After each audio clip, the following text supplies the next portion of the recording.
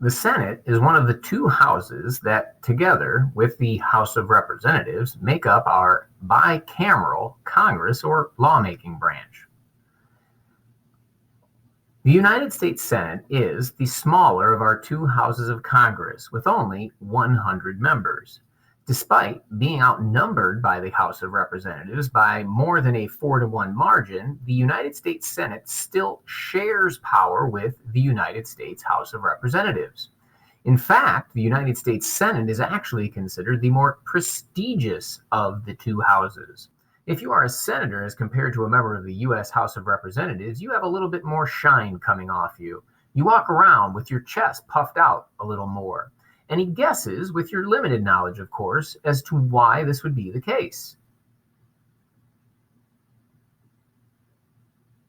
Students often point out the idea of exclusivity. If you think of the two houses of Congress as really happening parties or VIP clubs, which of the two is harder to get into? The Senate, right? In the Senate, there are only 100 tickets to get into this club, making it much more exclusive as compared to the United States House of Representatives, 435. Additionally, students talk about the dilution of power, meaning that in the United States House of Representatives, power is divided amongst 435 House members, whereas in the United States Senate, that power is split only 100 ways. So if you are a senator, you end up with a greater voice and arguably more power because the power of your chamber is only divided 100 ways as compared to the House of Representatives and its power being divided 435 times. Finally, and you may not know this, but senators once elected serve 6-year terms, whereas members of the House of Representatives only get a 2-year stint before they are back on the street corner hustling for votes, shaking hands, and kissing babies. There are other reasons why the Senate is considered the upper house, but hopefully the few we've shared provide some insight as to this reference. In the Senate, all states are represented equally. Here, population does not matter. Every state gets 2 senators, even Missouri. Remember, this was the result of the Great Compromise, which you might recall smushed the Virginia Plan, which advocated for population as the means of determining representation in Congress, and thus led to the creation of the United States House of Representatives, and the New Jersey Plan, which wanted every state to have equal representation, hence your bicameral Congress, in which the Virginia Plan was incorporated into the House of Representatives, and the New Jersey Plan was used to create the United States Senate. Now, another fact of Congress. The Senate is one of the two bodies that make up what we call Congress. The framers of our Constitution created the Senate to make sure that our government didn't rush into any bad legislation or laws in a misguided moment. Think of the Senate as the wise old owl who patiently sits up in the tree looking down on all possible options before acting. There are 100 senators, 2 from each state, and they serve terms of 6 years. The Senate has a unique role. It is the congressional body that must approve treaties with other countries, and also must approve or reject important presidential nominees, such as new Supreme Court justices. Of course, the Senate also works in cooperation with the House of Representatives to pass the laws of the land. And that's another fact of Congress. Originally, we, the American people, did not get to vote or choose our U.S. senators. U.S. senators were chosen by members of state government. So, before 1913, senators who are supposed to speak on behalf of the residents of their states were not even chosen by the residents of the states.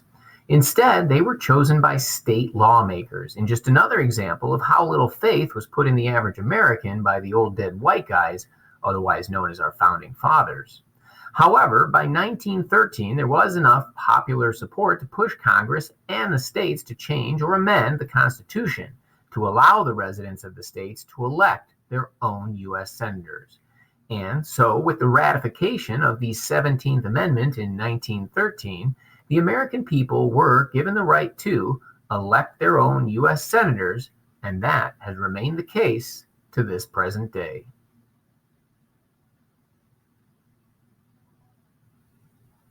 U.S. senators, as previously mentioned, serve 6-year terms. Now for the confusing part. Despite the President of the United States serving a 4-year term and U.S. senators serving 6-year terms, there are elections in this country every 2 years, mainly because of the House of Representatives serving 2-year terms. Now, because of this, and because the Founding Fathers wanted to make sure there was always experienced senators on hold to show the noobs how to wheel and deal in Washington, D.C., only 1/3 of senators are up for re-election at any one time. So every 2 years, there are elections, and during those elections, in addition to U.S. House members being elected, about 33 or 34 senators must go out and win elections to keep their seats in the U.S. Senate. Well, how can this be? They serve 6-year terms but have elections every 2 years. The short answer is they stagger the senators' terms so they don't all expire and are up for re-election at the same time. On the next slide, I will show you a visualization of this, which hopefully will make more sense. However, the big takeaway is that following an election, you will never have 100 new senators because only 1/3 of them are up for re-election at any one time.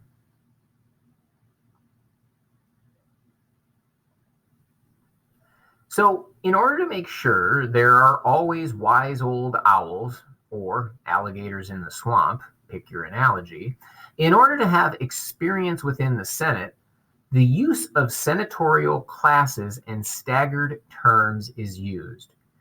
In the Senate, each state has 2 Senate seats that fall into 2 of the 3 classes you see represented on the current slide. Understand that the numbers don't indicate quality, so a 1 isn't better than a 2, nor is a 2 better than a 3. These classes could have been called red, yellow, and blue. But each state has 2 Senate seats, and those seats are placed in 2 different classes, which I will show you on the next slide. Each seat, not person, but seat, based on the class, is put in a particular election schedule. Here you can see the schedule for the Class 1 seats. In 2018, there was an election. Whoever won was guaranteed a Senate seat until 2024, when they could choose to run again, and if they won, would once again be safe until 2030. Class 2 seats follow the timeline you see here, and Class 3 seats follow this timeline. Illinois happens to have a Class 2 and a Class 3 seat. So in the last presidential election, which saw then President Trump square off against current President Joe Biden, our Class 2 seat was up for re-election. All the while, our Class 3 senator was sitting at home breathing a sigh of relief, knowing they were safe for at least another 2 years because their seat was not up for re-election until 2022. So, by staggering the seats in this way, even if every senator within a class faces the dissatisfaction from the American voter and all lose their bids for re-election, and this is highly unlikely, you would still have 66 or 67 senators who'd remain in the Senate chamber because of how the elections are staggered.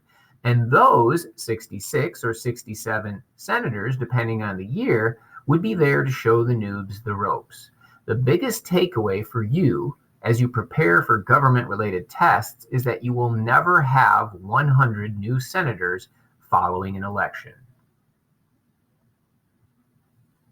And here you can see the 50 states and the classes that their 2 Senate seats fall into.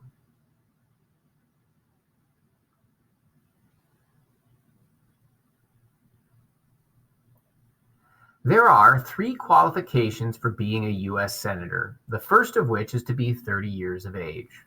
The second is a citizenship requirement, which requires you to be a U.S. citizen for at least 9 years. So you do not need to be a U.S. citizen at birth to one day serve as a public official, But you do need to be a citizen, and in this case, you need to be one for at least 9 years. The third and final qualification is that you be a legal resident of the state you represent. That's it. If you meet those 3 qualifications and can trick enough people into voting for you, then you too can be a U.S. Senator.